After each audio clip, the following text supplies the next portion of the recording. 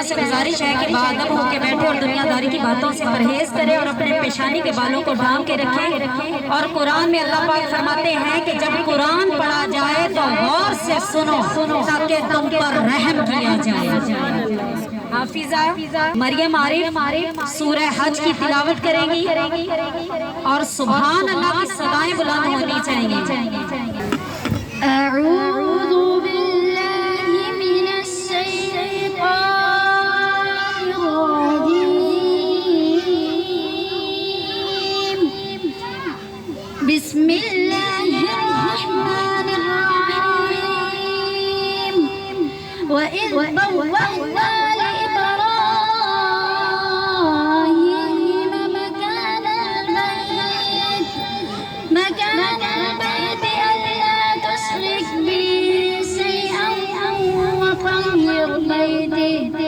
وطهر بيتي للطائفين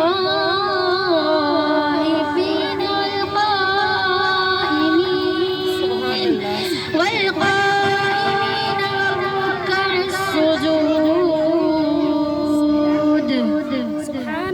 وأذن في الناس بالحج يأتوك رجالا وعلى كل ضامر يأتين من كل فج عميق ليشهدوا منافع لهم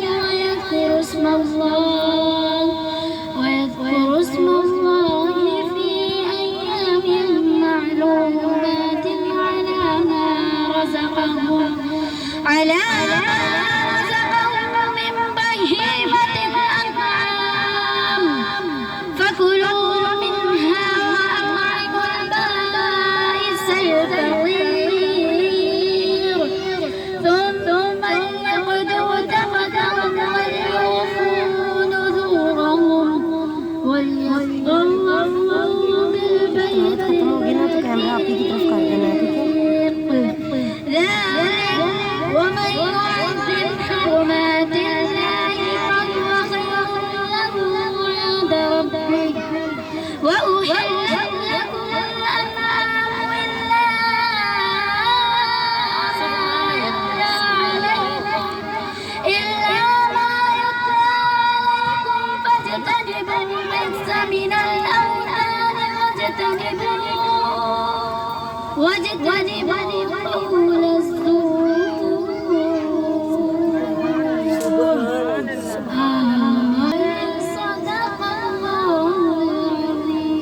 ابراہیم علیہ السلام کے لیے خانہ کعبہ کی جگہ مقرر کی اور حکم دیا کہ میرے ساتھ کسی کو شریک نہ کر اور میرے گھر کو صاف رکھے، طواف کرنے والوں کے لیے اور قیام کرنے والوں کے لیے اور رکوع سجدہ کرنے والوں کے لیے، اور لوگوں کے درمیان حج کا اعلان کرے تو وہ آپ کے پاس آئیں گے پیدل اور دبلے پتلے اونٹوں پر جو آئیں گے دور دراز علاقوں سے، سبحان اللہ، تاکہ وہ اپنا فائدہ دیکھیں جو ان کے لیے رکھے گئے ہیں اور اللہ کا نام یاد کریں۔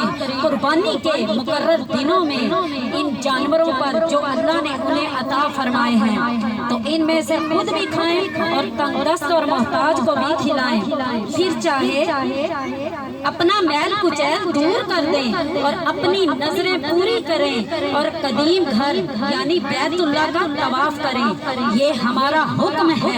اور جو تعظیم کرے اللہ کی حرمتوں کی تو وہ خود اسی کے لیے بہتر ہے، اس کے رب کے نزدیک، اور تمہارے لیے تمام مویشی حلال کر دیے گئے ہیں سوائے ان کے جو تمہیں پڑھ کر سنائے جاتے ہیں، تو بتوں کی ناپاکی سے بچتے رہو اور جھوٹی باتوں سے پرہیز کرو، اللہ کے ایک اللہ کے ہو کر رہو، صرف ایک اللہ کی عبادت کرو، ایک اللہ کے ہو کے رہو۔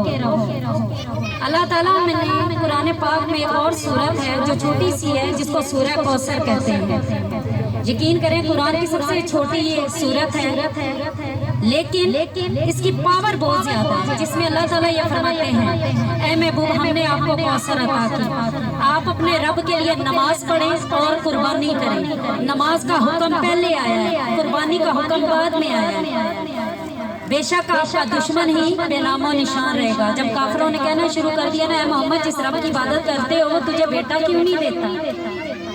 کچھ لوگ کہتے ہیں نا بھی بڑی اللہ اللہ کرنی ہے، بڑی تو عبادت کرنی ہے، تیرے گھر چ کیوں لڑائی جھگڑا رہندا ہے، تیرے گھر چ انج کیوں رہندا ہے؟ تے اللہ تعالیٰ کی فرماندے نے اے محبوب تم نماز پڑھو اپنے رب کے لیے اور قربانی کرو، تمہارا دشمن ہی بے نام و نشان رہے گا۔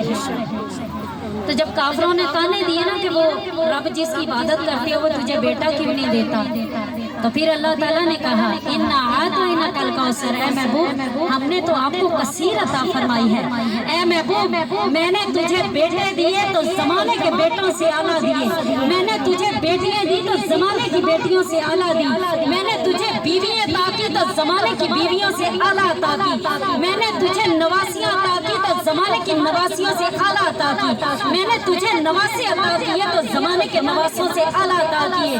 اے محبوب میں نے تجھے یار عطا کیے تو زمانے کے یاروں سے اعلیٰ یار عطا کیے۔ اے محبوب اگر میں نے تجھے گھرانہ عطا کیا تو زمانے کے گھرانوں سے اعلیٰ گھرانہ عطا کیا۔ سبحان اللہ۔ تو اس لیے اپنے رب کے لیے نماز پڑھ اور قربانی کر۔ بڑی عید آ رہی ہے، گوشت سبھی کھاتے ہیں، قربانی بھی کرتے ہیں، 2-3 لاکھ روپیہ قربانی میں حصہ بھی ڈالتے ہیں، لیکن کبھی یہ سوچے کہ اگر اللہ تعالیٰ قیامت والے دن کہہ دیں کہ میں نے تمہاری قربانی قبول ہی نہیں کی تو کیا کرو گے؟ کیا کرو گے؟ اس میں اللہ تعالیٰ نے کیا فرمایا سورہ حج میں جو ابھی پڑھ کے ہٹی ہوں میں کہ جانوروں کی قربانی کرتے ہیں، کچھ خود کھاتے ہیں، کچھ تنگ دست کو بھی دیتے ہیں، یعنی غریب کو دینا، ٹھیک ہے؟ غریب کو جب تک آپ عطا نہیں کریں گے، غریب کو نہیں دیں گے، آپ کی عبادت بھی قبول نہیں ہوگی، قربانی بھی قبول نہیں ہوگی۔ اور نماز بھی سورہ مدثر میں اللہ تعالیٰ فرماتے ہیں کہ جو جنتی ہوں گے وہ اوپر ہوں گے، جو جہنمی ہوں گے وہ نیچے ہوں گے۔ تو جنتی جہنمیوں سے کہیں گے تمہیں کون سی چیز جہنم میں لے گئی؟ تو وہ کہیں گے ہم نماز نہ پڑھتے تھے، غریب اور مسکین کو کھانا نہ کھلاتے تھے۔ تو ثابت کیا ہوا ہے، ان آیتوں کا نچوڑ کیا ہے کہ عبادت تب قبول ہوگی کہ جب آپ اللہ کی راہ میں خرچ کریں گے، کسی غریب مسکین اور یتیم کو دیں گے، تب آپ کی عبادت قبول ہوگی۔ قربانی والی عید آ رہی ہے تو قربانی پر کتنے پیسے لگتے ہیں، کتنے ہم لوگ مہنگے جانور خرید کے لاتے ہیں، اور اگر اللہ کہہ دے کہ میں نے قربانی قبول ہی نہیں کی تو کیا کریں گے؟ حج پہ کتنا پیسہ لگتا ہے، عمرے پہ کتنا پیسہ لگتا ہے، لیکن یہ اللہ کی مرضی ہے، وہ قبول کرے نہ کرے، ٹھیک ہے نا؟ لیکن اللہ اگر اللہ کہہ دے کہ میں نے حج قبول نہیں کیا تو کیا کریں گے؟ پہاڑ جتنی نیکی اللہ کے پاس لے کے گئے ہیں، اللہ کہے میں قبول ہی نہیں کی پرا کر تے کی کریں گے؟ ساڈے اختیار چ کچھ ہے نہیں، سارا اختیار اللہ کو ہے۔ لیکن اللہ کی کہندا ہے کہ انہوں میں تینوں ایک ایسے حج دے بارے چ دساں جڑا میں ہر حال چ قبول کرنا۔ وہ کیڑا حج ہے؟ ماں باپ کو مسکرا کے دیکھنا، ماں باپ کو مسکرا کے دیکھنا۔ غلطی ماں باپ کی بھی ہے نا، مسکرا کے دیکھنا، ہس پو تے اللہ کہندا میں ایک حج دا ثواب دینا، وہ بھی وہ حج کہ جڑا میں ہر حال چ قبول کیتا ہے۔ سبحان اللہ۔ ٹھیک ہے؟ اور پھر حج کے بارے میں اللہ تعالیٰ قرآن میں یہ فرماتے ہیں کہ جو استطاعت رکھتا ہو وہ میرے گھر کا طواف کرے، یعنی حج کرے، ٹھیک ہے؟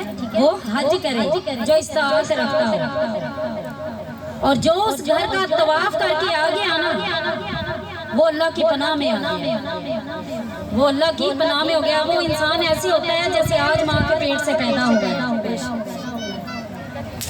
تو ہم لوگ دعا کرتے ہیں کہ اللہ کرے کہ انکل برکت حج پہ جا رہے ہیں، اللہ پاک ان کو زندگی تندرستی عطا فرمائے، ان کا وہاں کھانا پینا سونا اٹھنا بیٹھنا سب عبادت میں لکھ دیں۔